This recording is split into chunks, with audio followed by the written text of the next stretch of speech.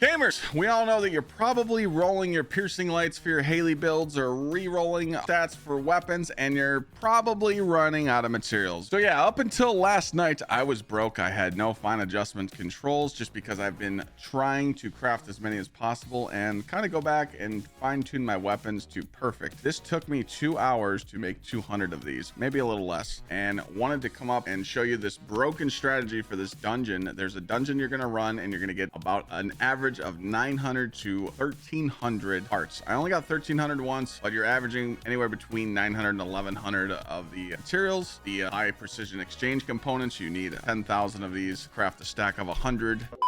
Gamers, did you know that code Clyde at checkout is free worldwide shipping from now until the 13th? Any order that you use on Gsxrclyde and use code Clyde at checkout, it's free shipping worldwide. So if you live in Timbuktu, free shipping. I recommend Clyde's Black Cherry, but also this good flavor. I'm telling you what, this is like a cherry slushy.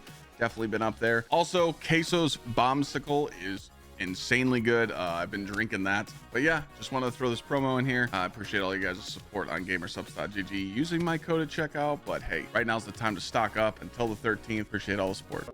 So if you can craft 2 stacks a day by easily just running some dungeons, also you're getting weapon XP, character XP, amorphous materials. Every time you run the dungeon and you do this quickly, you're going to get a chance at getting the crystallization catalyst when you hand it in. The dungeon you're going to be running is Asylum. I did test out like 5 to 6 different dungeons, and I couldn't find another one that was such consistent with the weapon drops. Now again, like I said, you can run this amorphous material that it drops to give you crystallization catalyst blueprints. I love stacking these easy ones up, especially if you could just run this dungeon on 100% and you could still have a chance of getting 2. I would not recommend changing the pattern unless you need energy activator blueprints, but hey, whatever your account needs, right? So I'm going to run this completely random matchmaking with 3 others and kind of break this down to you, like why I think, I don't know, the devs did something. In the boss room, there's so many ads that spawn, and I tried doing a couple strats that I'll show you at the end. Keep the ads alive and keep farming. I do got the copium special on right now. We got equipment drop rate just to see if we'll get more weapons. I also got my firearm proficiency on. So since we're just gonna run the Gsxrclyde in my hand, it doesn't match my reactor, but since I'm on a bunny, I don't really need to shoot my gun. So it's like, hey, I might as well take advantage of running through the dungeon on bunny, and if you need to level a weapon up, might as well do it, right? You're not gonna hit as hard because you're not proccing your reactor, but that's okay, everything should die. So I was like, hey, I don't have my Slayer set on for my bunny build, so I might as well run Annihilation. Now I'm getting extra long running. This is great. Gonna kill all these ads, and all I'm doing is just, dude, I'm just waiting for them weapons to drop. I'm staring at my monitor right now, just waiting to see that weapon drop. If it drops,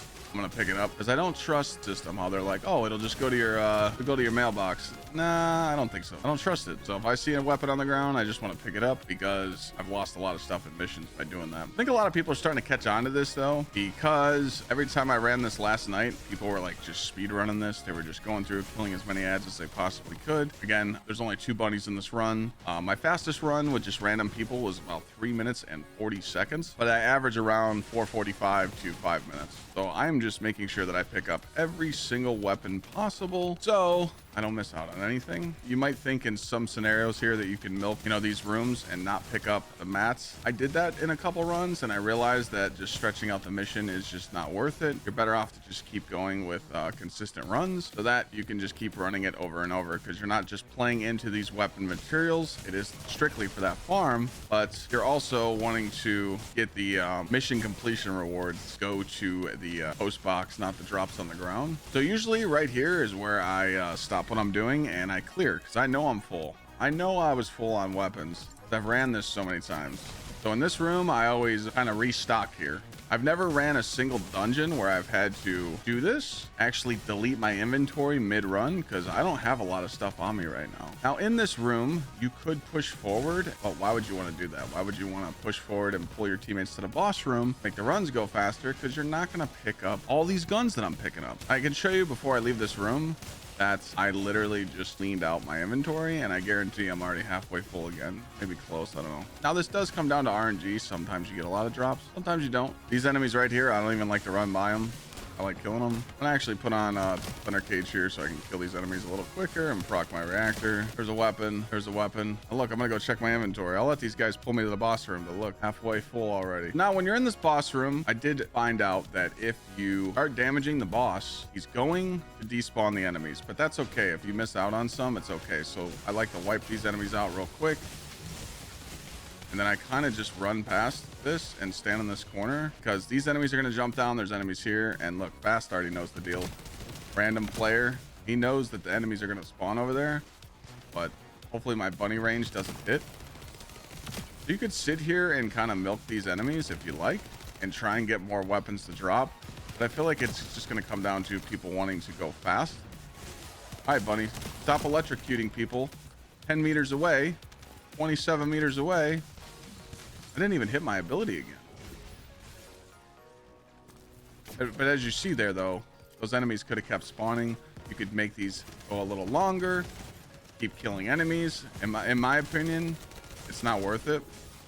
Just try and kill as many enemies as you can in this room and get the completion so you can get the amorphous materials and you can keep moving. Now, as you see, there is 8 attempts here. I came in here 2-man. And I actually said, how about I farm all these enemies that spawn and then I wipe? You know, how about I just die? You know, if me and my teammates would die right now, can you farm all these enemies again? We did that. We did that 7 times. And we got the same amount of number of materials for weapon crafting as we did that we would just running it. But you also have to remember that when you do this and you complete a mission, you get a chance at getting an amorphous material, either 1 or 2. Let's see the final results here. That was a little bit over 5 minutes.